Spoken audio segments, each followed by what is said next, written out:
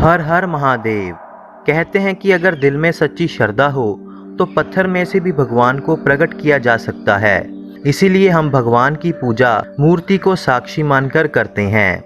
हमारे हिंदू धर्म में अनेकों ही मूर्तियों का जिक्र आता है जो चमत्कारी रूप से संसार को चौंकाती आ रही हैं। बालाजी की दिव्य मूर्ति के राज को नासा तक समझ नहीं पाया, लेकिन आज हम आपको भारत के एक ऐसे शिव मंदिर के बारे में बताने जा रहे हैं यहाँ की मूर्तियाँ धीरे धीरे जीवित हो रही हैं और मूर्तियों का आकार दिन प्रतिदिन बढ़ता ही जा रहा है। मूर्तियों के बढ़ने की गति इतनी तीव्र है कि मंदिर के कर्मचारियों को इसके आसपास के खंभों को हटाकर दूसरी जगह पर स्थापित करना पड़ता है।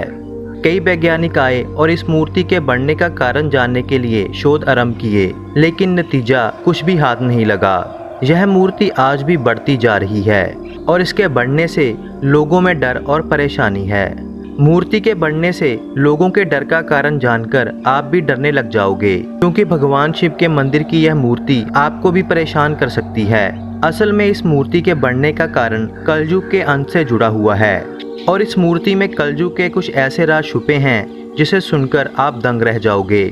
आंध्र प्रदेश के कुन्नूर जिले में जागंती उमा महेश्वर नाम का एक शिव मंदिर है, जिसे 15वीं शताब्दी में विजयनगर साम्राज्य के संगम राजवंश के हरिहर बुक्काराज ने इस मंदिर का निर्माण करवाया था।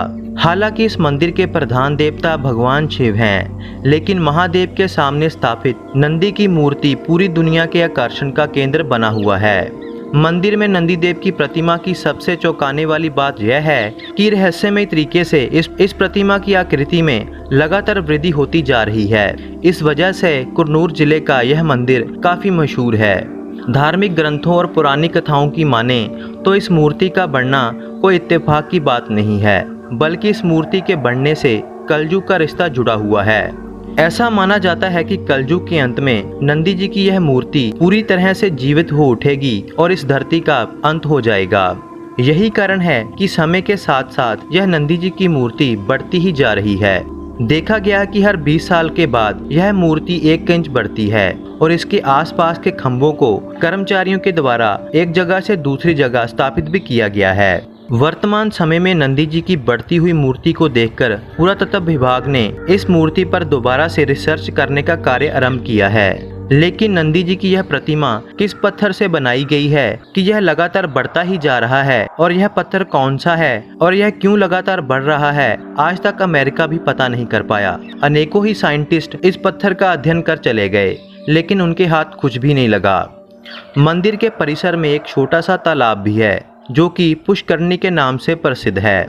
इस तालाब में नंदी जी के मुख से लगातार पानी गिरता है। इसमें भी हैरान कर देने वाली बात यह है, क्योंकि आज तक यह नहीं पता चला कि नंदी जी के मुख से वह पानी कहां से आ रहा है जो लगातार उस तालाब में गिर रहा है। पौराणिक कथाओं की माने तो इसी तालाब में स्नान कर ऋषि अगस्त ने महादेव की आराधना की थी। और एक बात इस मंदिर को अद्भुत बनाती है, वो यह है कि इस मंदिर के अंदर जाने पर आपको एक भी कौवा दिखाई नहीं देगा।